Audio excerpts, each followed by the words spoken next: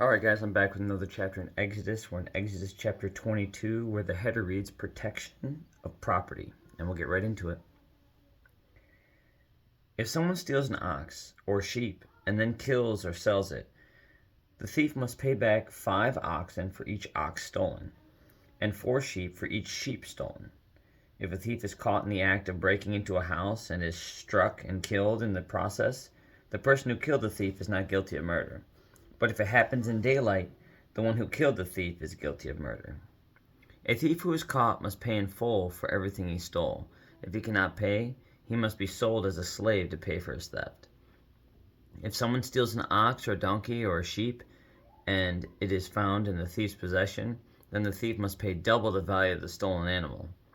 If an animal is grazing in a field or vineyard, and the owner lets it stray into someone else's field to graze, then the animal's owner must pay compensation from the best of his own grain or grapes. If you are burning thorn bushes and the fire gets out of control and spreads into another person's field, destroying the sheaves or the uncut grain or the whole crop, the one who started the fire must pay for the lost crop. Suppose someone leaves money or goods with a neighbor for safekeeping, and they are stolen from the neighbor's house. If the thief is caught, the compensation is double the value of what was stolen. But if the thief is not caught, the neighbor must appear before God, who will determine if he stole the property. Suppose there is a dispute between two people who both claim to own a particular ox, donkey, sheep, article of clothing, or any lost property. Both parties must come before God, and the person whom God declares guilty must pay double compensation to the other. Now suppose someone leaves a donkey, ox, sheep, or any other animal with a neighbor for safekeeping, but it dies or is injured or is taken away, and no one sees what happened.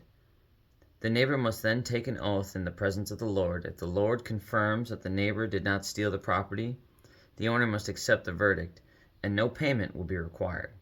But if the animal was indeed stolen, the guilty person must pay compensation to the owner. If it was torn to pieces by a wild animal, the remains of the carcass must be shown as evidence, and no compensation will be required. If someone borrows an animal from a neighbor, and it is injured or dies when the owner is absent, the person who borrowed it must pay full compensation. But if the owner was present, no compensation is required, and no compensation is required if the animal was rented, for this loss is covered by the rental fee. Social responsibility. If a man seduces a virgin who is not engaged to anyone and has sex with her, he must pay the customary bride price and marry her. But if her father refuses to let him marry her, the man must still pay him an amount equal to the bride price of a virgin. You must not allow a sorceress to live. That seemed random. So, no, but that's right. You must not allow a sorceress to live.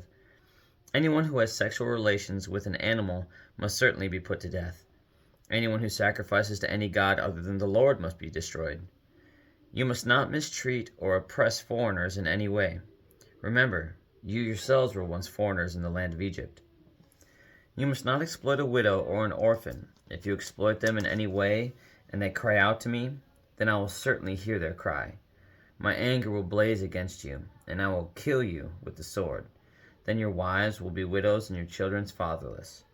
If you lend money to any of my people who are in need, do not charge interest as a moneylender would. If you take your neighbor's cloak as a security for a loan, you must return it before sunset. This coat may be the only blanket your neighbor has. How can a person sleep without it? If you do not return it, and your neighbor cries out to me for help, then I will hear, for I am merciful. You must not dishonor God or curse any of your rulers. You must not hold anything back when you give me offerings from your crops and your wine. You must give me your firstborn sons. You must also give me the firstborn of your cattle, sheep, and goats. But leave the newborn animal with its mother for 7 days, then give it to me on the 8th day. You must be my holy people. Therefore, do not eat any animal that has been torn up and killed by wild animals. Throw it to the dogs. That's the end of chapter 22, guys. And so, I guess what I really like out of 22 is just the compassion and understanding and mercy extended in these exchanges, even in these commerce-driven events. I like the fact that there's just reason with these events, and there's such a pursuit of balance as far as peace goes. When something I don't want to say unreasonable, but when something maybe unjust happens, a reasonable conclusion is what's sought.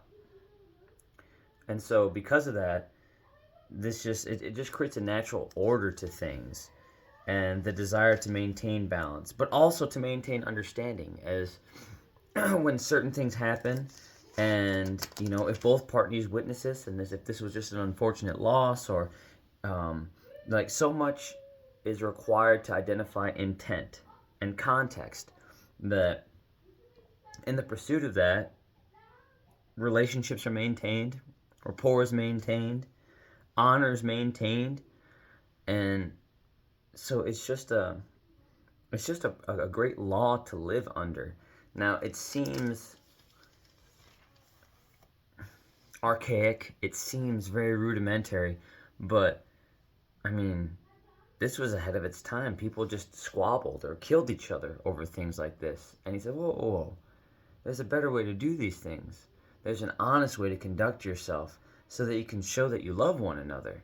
And that's going to be the way that we lead into all things, even things that have a more economic foundation. And it's still such a fantastic, it's so simple, but direction, people need that direction, even in its simplicity. So I love that. That was Exodus chapter 22. Tomorrow we'll read Exodus chapter 23, where the header reads, a call for justice. Again, I'm not sure the specificity of that until I read it. But again, I like that. I like that there's a desire for, I don't want to say equity. I don't, sometimes that word has a deeper meaning that's not always just. And there's nuance. So many of those words that we use, especially those trigger words like equity or equality, so much is needed to understand as far as context goes, because there are certain things that equity is required. I'm an educator. I definitely think that there should be equity in learning and experience and things like that, but there are some things that should be earned, and this balance that's pursued even in these exchanges, I really like to see that.